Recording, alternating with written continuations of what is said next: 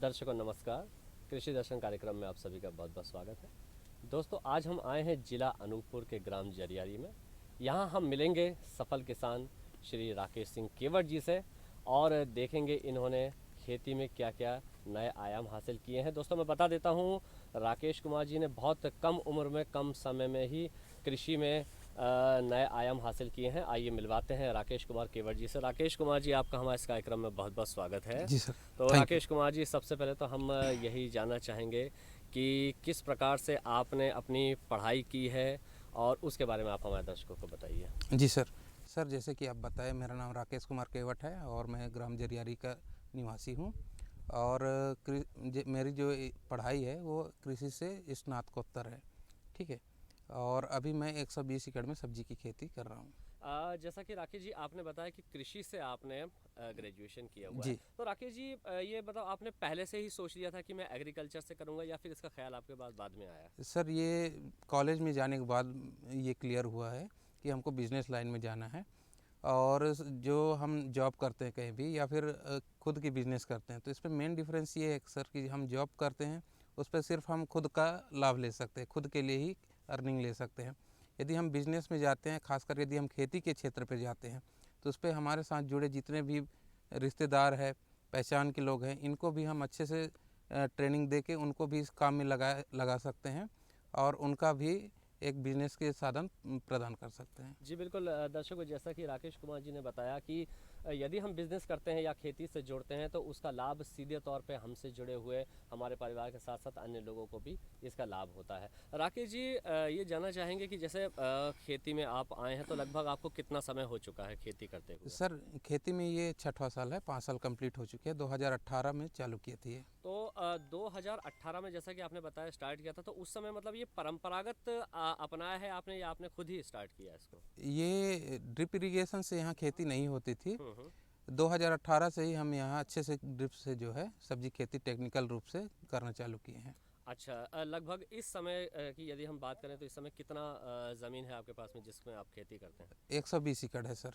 लगभग 120 20 एकड़। एकड़ में आप खेती जी कर रहे हैं। तो जैसा कि अभी हम पीछे देख पा रहे हैं कि यहाँ पे ये टमाटर की जी खेती यहाँ पे दिखाई दे रही है। जी। तो ये कौन सी किस्म है, इसके बारे में आप बताइए। सर, ये साहू वैरायटी है और ये ग्राफ्टेड टमाटर है।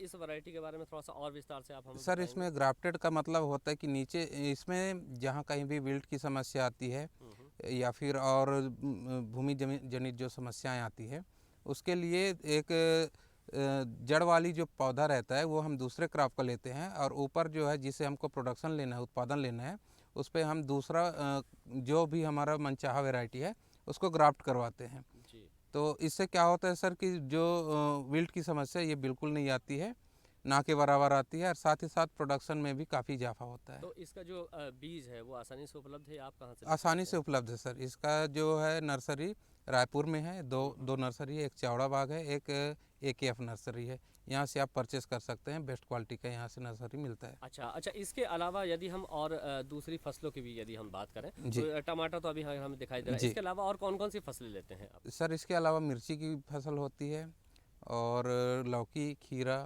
बैगन, मटर, फूल गोभी, पत्ता गोभी जी और कैप्सिकम भी किए हैं। जी। जी।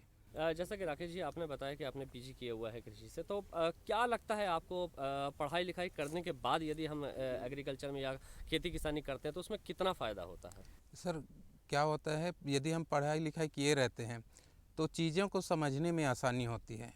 जैसे इसमें बहुत सारी चीज़ें टेक्निकल यूज भी होते हैं। हम्म। यदि हम पेस्टिसाइड की बात करें हम्म। या फिर अन्य किसी चीज़ के बारे में, एक चीज़ और बताना चाहूँगा जी जी कि एग्रीकल्चर का जो मेन डेफिनेशन है, all culture include in one one culture is known as agriculture. जी।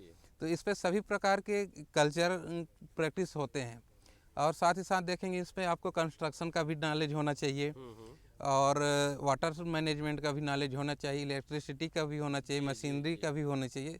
तो सभी प्रकार के जो सेक्टर हैं इसका जानकारी होना चाहिए इसमें। तो पढ़ाई मेरे हिसाब से इस पर बहुत ही ज़्यादा हेल्पफुल रहा है।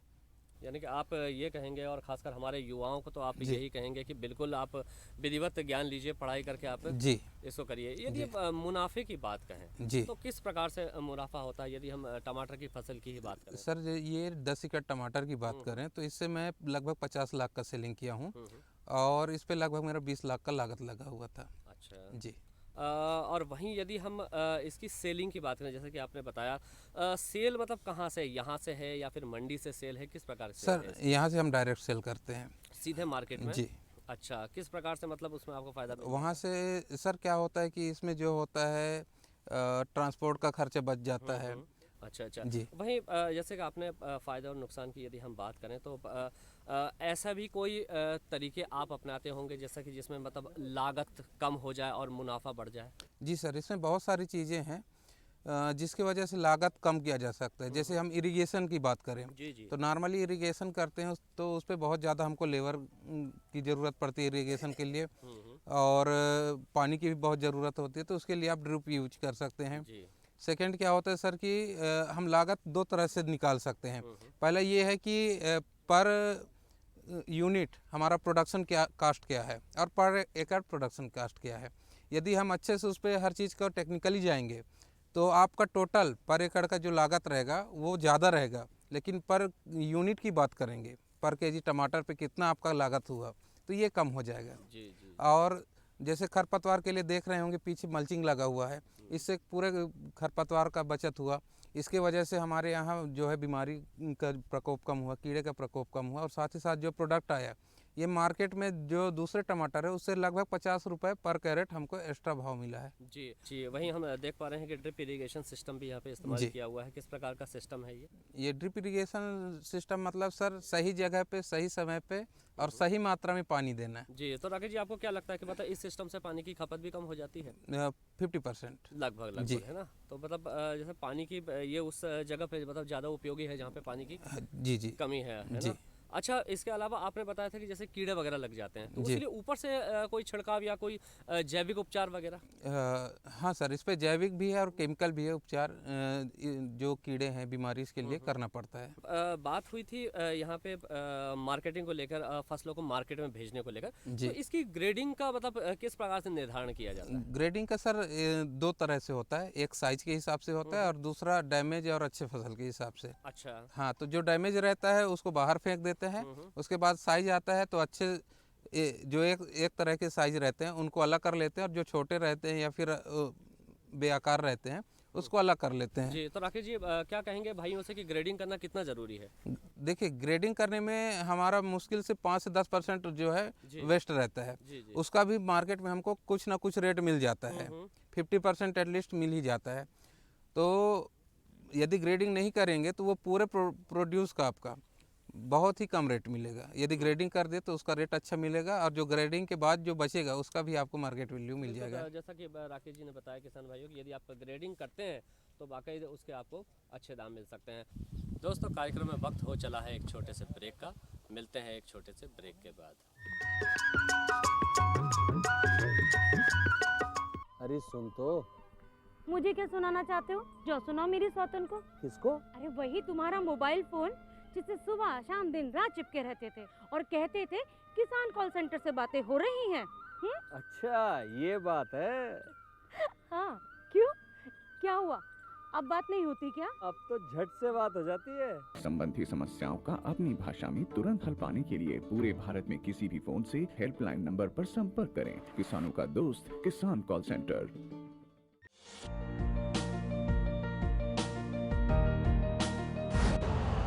यूरिया का स्वदेशी उत्पादन 70 लाख टन बढ़ाने के लिए 6 उर्वरक संयंत्रों का उद्धार किया जा रहा है।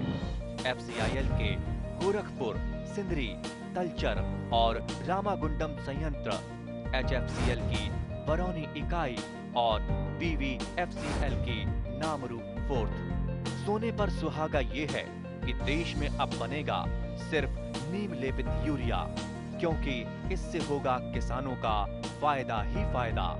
अनाज का उत्पादन 10% तक बढ़ेगा। बढ़ेगी 10 से 15% नाइट्रोजन क्षमता।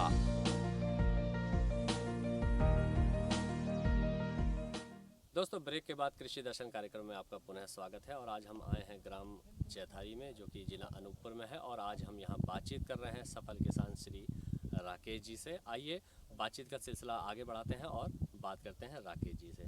राकेश जी, वहीं यदि हम बात करें युवाओं की, जी। आप भी युवा हैं, आपने जी। भी खेती किसानी कर रहे हैं एक लंबे समय से, बात करें यदि हम युवाओं की तो युवा आपको देखकर कितना प्रेरित होते हैं? सर अभी यहाँ देखेंगे इस क्षेत्र में आसपास तो बहुत सारे सब्जी के जो किसान हैं वो अभी मिलेंगे आपको जिन्होंने सब्जी का काम चालू किया है। जी। उस पे से आप 70 से 80% देखेंगे तो युवा ही हैं, बाकी 20% में अदर हैं। तो जो युवा आपके सीधे संपर्क में आते हैं जी। तो आप उनकी किस प्रकार से मदद करते हैं? सर डायरेक्ट तो उनको फर्स्ट उनको स्टेप बाय स्टेप जैसे अभी बता रहे हैं तो हर क्रॉप का एक बेसिक डिटेल हम उनको बता देते हैं। जी। इसके अलावा जो उनको कोई भी बीमारी या फिर और कोई समस्या आती है तो उसके लिए हम उनको फ़ोन से या फिर कॉल के या फिर उनके फील्ड विजिट करके उनको क्लियर करते हैं। उनको बताते हैं, मतलब जी। समझा देते हैं। और जिस समय आपका फसल लगाने का समय होता होगा जी उस समय आप उनको पूरा गाइडेंस देते हैं? जी। अच्छा, लगभग कितने किसान भाई या कितने युवा हैं अभी आपके संपर्क में हैं? अभी 30 से 40।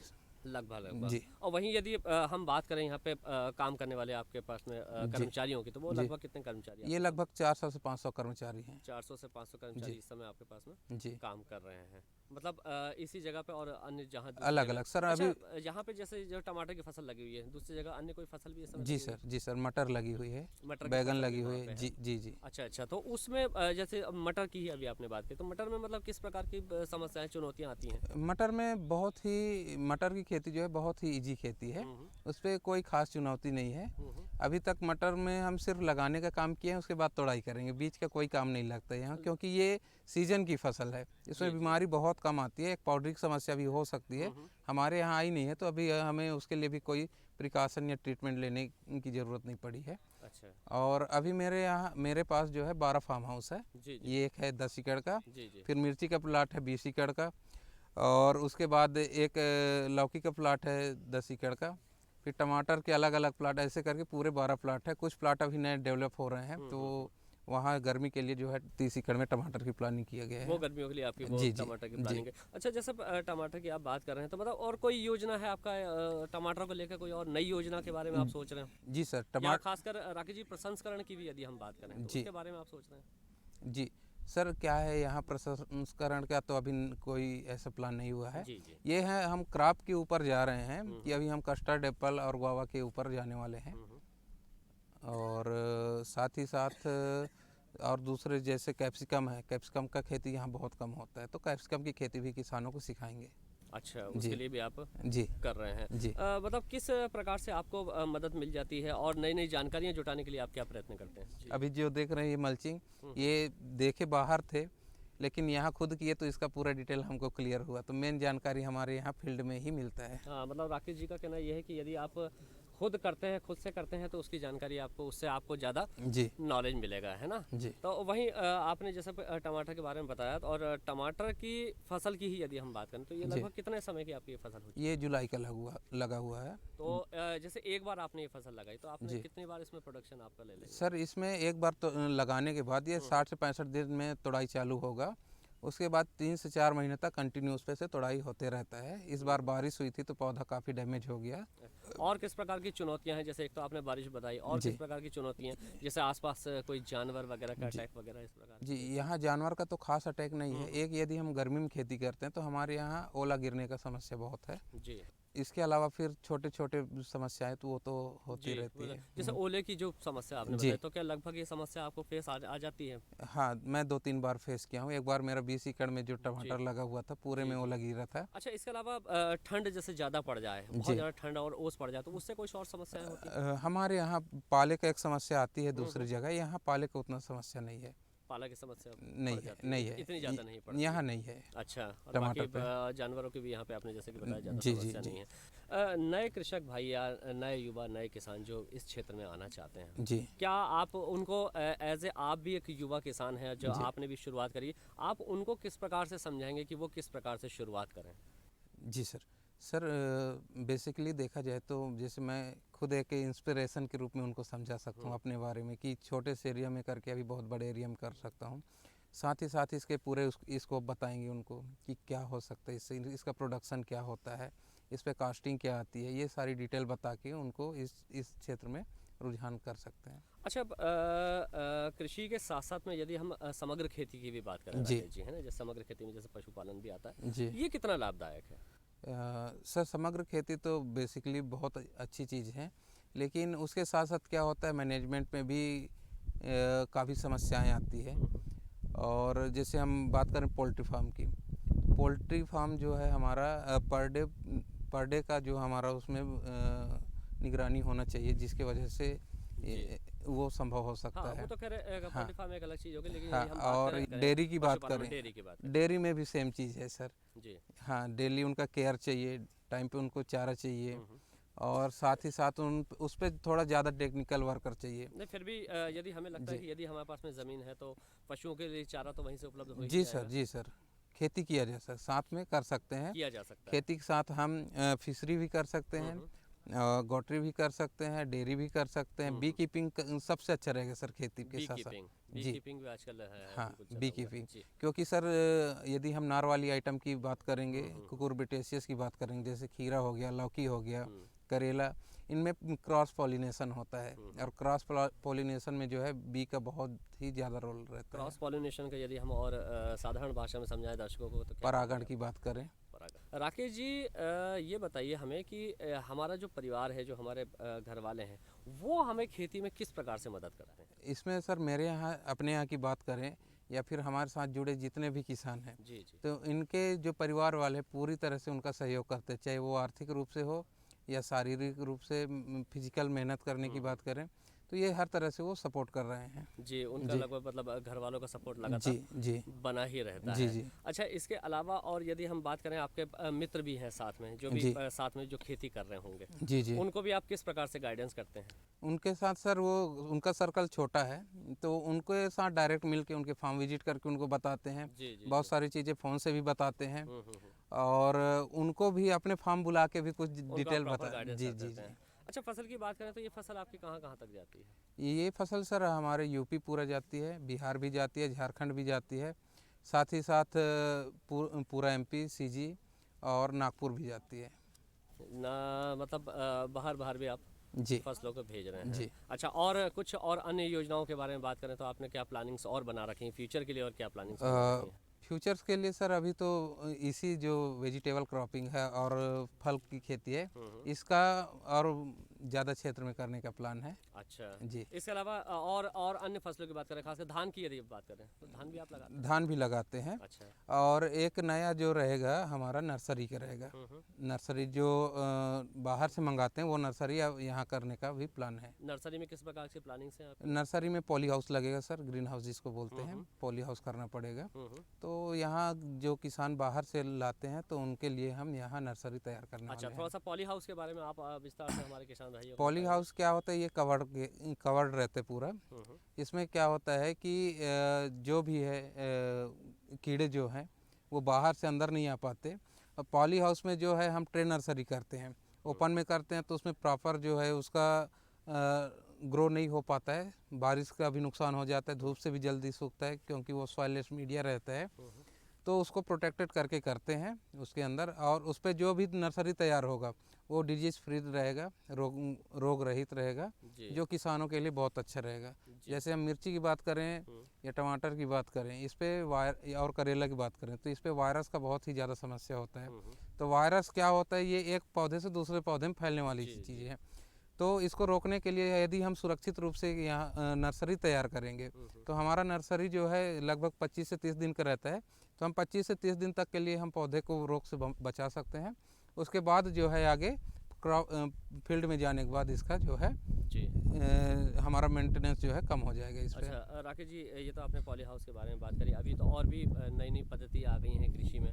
उन पद्धतियों में से यदि आपने कोई किसी पद्धति के बारे में सुना हो, उसके बारे में सोच रहे हो? अभी तो खैर कोई खास नहीं है इस जी विषय में। जी यहीं यदि हम पॉली हाउस की बात करें तो लागत की यदि हम बात करें तो इसमें लागत यदि हम पर एकड़ के हिसाब से यदि बोलें तो कितनी आ जाती है? इस पे सर लागत की बात करें तो 40 से 50 लाख रुपए पर एकड़ है, जिसमें गवर्नमेंट की तरफ से 40 से 50% का सब्सिडी भी है। अच्छा। जी। राकेश जी, गवर्नमेंट के तरफ से या शासन की तरफ से आपने कोई योजनाओं का लाभ ले रखा है इस समय? नहीं, अभी कोई योजना कुछ का लाभ सोच रहे हैं आप? हाँ, वही पॉली हाउस का प्लानिंग करी पॉली है। हाउस के जी। बारे में प्लानिंग आपकी चल रही है। चलते चलते राकेश जी, हम चाहेंगे कि आप हमारे युवाओं को आप हमें क्या संदेश देना चाहेंगे? सर, सबसे पहली बात कि जो खेती है इसकी तरफ मैं युवाओं को बोलूँगा कि वो खेती अच्छे से करें और अपने साथ साथ दूसरों को भी ये जो खेती है इसकी जानकारी पूरा पहुंचाएं, जिससे वो भी अपना खेती स्टार्ट कर सकें। तो राकेश जी, आज आप हमारे इस प्रोग्राम में आए और आपने कृषि संबंधी जो महत्वपूर्ण जानकारियां और जो अपने अनुभव हमारे कृषक भाइयों के साथ साझा किए, उसके लिए हम आपका बहुत बहुत धन्यवाद देते हैं। दोस्तों, कार्यक्रम में समय हो चुका है खेती की खबरों का, तो आइए देखते हैं खबरें खेती की। नमस्कार किसान भाइयों, खबरें खेती की में आपका स्वागत है। सबसे पहले एक नज़र कृषि से जुड़ी आज की प्रमुख खबरों पर।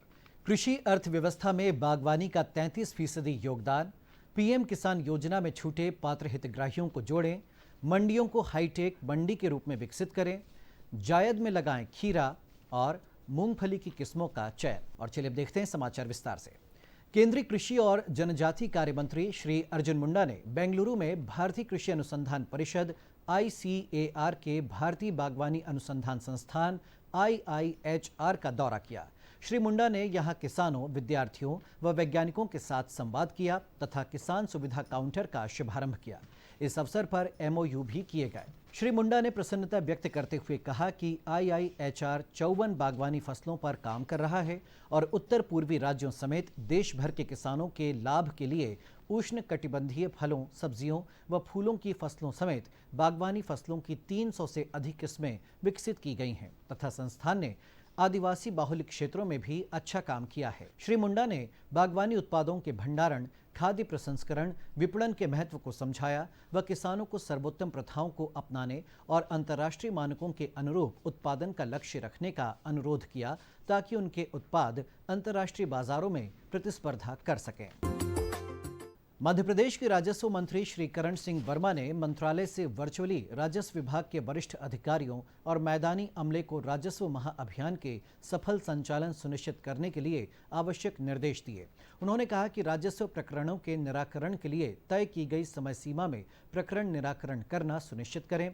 नामांतरण प्रकरणों को 30 दिवस, अविवादित बंटवारा प्रकरणों को 45 दिवस में निराकृत करें। लंबित राजस्व प्रकरणों का 100% निराकरण सुनिश्चित किया जाए। सीमांकन, नामांकन और बंटवारा आदि के प्रकरणों का तय समय सीमा में निराकरण नहीं करने वालों के विरुद्ध कार्रवाई की जाए। वहीं पीएम किसान योजना में छूटे हुए पात्र हितग्राहियों को जोड़ा जाए। राजस्व मंत्री श्री वर्मा ने कहा कि सीमांकन का आवेदन प्राप्त होने पर संबंधित भूमि का सीमांकन करने की कार्यवाही तुरंत की जाए। सीमांकन के समय पड़ोसी किसान को सूचित किया जाए और उनकी उपस्थिति में सीमांकन की कार्रवाई पूरी हो। पटवारी द्वारा किए गए सीमांकन की जांच तहसीलदार अपने स्तर से कराएं और यदि सीमांकन में कोई त्रुटि हो तो संबंधित पटवारी के विरुद्ध अनुशासनात्मक कार्रवाई की जाए। मध्य प्रदेश के कृषि मंत्री ने मंडी बोर्ड के अध्यक्ष का कार्यभार ग्रहण किया। उन्होंने मंडी बोर्ड की नवीन वेबसाइट का शुभारंभ कर अधिकारियों के साथ मंडी बोर्ड के कार्यों की समीक्षा की। वेबसाइट पर किसानों के लिए उपयोगी समस्त जानकारियों का समावेश किया गया है। उन्होंने कहा कि मंडी में आने वाले कृषकों को कोई असुविधा न हो तथा उनकी उपज की त्वरित नीलामी हो, सही तौल हो तथा तत्काल भुगतान हो, ऐसी व्यवस्था मंडियों में करनी चाहिए। बैठक में मंडी बोर्ड के आयुक्त सह प्रबंध संचालक ने प्रेजेंटेशन देकर मंडी बोर्ड द्वारा संचालित की जा रही समस्त गतिविधियों से अवगत कराया। जायद की फसल के लिए 15 मार्च तक खीरे की बोनी किसान भाई कर सकते हैं। नकदी फसल खीरा छोटी जोत के किसानों के लिए आमदनी का बेहतर जरिया बन रहा है। सभी तरह की मिट्टी में होने वाले खीरे की फसल के लिए किस्मों का चयन जरूरत के मुताबिक किया जा सकता है, जिसमें Japanese long green, straight 8, Pusa संयोग, प्रिया, पॉइंट सेट, शीतल, कल्याणपुर, हरा लंबा, पूसा खीरा, बालम खीरा आदि का चयन किया जा सकता है। किसान भाई खेत की तैयारी कर बोनी के लिए 80 से 85% अंकुरण क्षमता वाला बीज 2.5 से 3.5 किलोग्राम प्रति हेक्टेयर की दर से उपयोग करें। ध्यान रहे, बीज को बोने से पहले 3 ग्राम थायरम दवा से उपचारित जरूर करें। वैज्ञानिकों द्वारा सुझाई गई उर्वरकों की मात्रा, पर्याप्त सिंचाई के साथ फसल की वैज्ञानिक तरीके से देखरेख करें। फसल की गुणवत्ता बनाए रखने के लिए पौधों को सहारा देने की व्यवस्था करें। बांस बल्ली बांधकर रस्सियों से बेलें लटका दें। पौधों में सक्रिय जड़ों के पास 25 किलो गोबर खाद, 160 से 200 ग्राम अमोनियम सल्फेट, 250 से 300 ग्राम हड्डी का चूरा तथा 50 ग्राम म्यूरेट ऑफ पोटाश प्रति पौध डालें। किसान भाइयों को मूंगफली की किस्मों के चयन में कई बार असमंजस की स्थिति बनती है। ऐसे में वैज्ञानिकों से परामर्श और जरूरत के मुताबिक किस्मों का चयन किया जाना चाहिए। जूनागढ़ 11 यह किस्म 107 से 110 दिन में पककर तैयार हो जाती है। इसमें फलियों की औसत पैदावार 10 से 15 क्विंटल प्रति हेक्टेयर होती है। तेल की मात्रा 49.9% तक पाई जाती है। यह किस्म विशेषकर ग्रीष्म की खेती के लिए उपयुक्त है। AK 1224 यह किस्म 105 से 110 दिन में पककर तैयार हो जाती है। इसमें फलियों की पैदावार 10 से 15 क्विंटल प्रति हेक्टेयर है। इसमें तेल की मात्रा 48.5% तक पाई जाती है। गंगापुरी यह किस्म 90 से 100 दिन में पककर तैयार हो जाती है। इस किस्म में फलियों की पैदावार 15 से 20 क्विंटल प्रति हेक्टेयर होती है। ज्योति यह किस्म 105 से 110 दिन में पककर तैयार हो जाती है। इसमें फलियों की पैदावार 15 से 20 क्विंटल प्रति हेक्टेयर होती है। इस किस्म में 53% तक तेल की मात्रा पाई जाती है। इसमें जड़ सड़न तथा कॉलर रोट का प्रभाव भी कम पाया जाता है। तो किसान भाइयों, खबरें खेती की में इतना ही। मुझे दीजिए अनुमति। नमस्कार। दोस्तों, कृषि दर्शन कार्यक्रम का यह अंक यहीं तक था। कृषि संबंधी हम नई जानकारियों के साथ फिर हाजिर होंगे। तब तक के लिए आज्ञा दीजिए। नमस्कार।